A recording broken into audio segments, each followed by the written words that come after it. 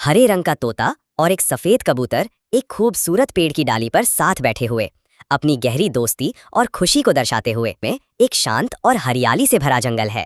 तोता और कबूतर एक छोटा पौधा लगा रहे हैं। तोता अपनी चोंच से बीज गिरा रहा है और कबूतर ध्यान से पौधे को पानी दे रहा है। बड़ा सेब का पेड़ जिसमें लाल पके हुए सेब लटके हुए हैं।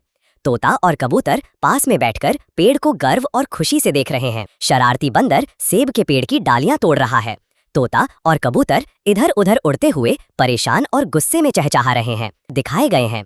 और कबूतर एक नए पौधे के पास खड़े हैं, फिर से शुरुआत करने का संकल्प लेते हुए। उम्मीद और दृढ़ संकल्प की भावना है जिसमें हल्की सुनहरी चमक दृश्य को उजागर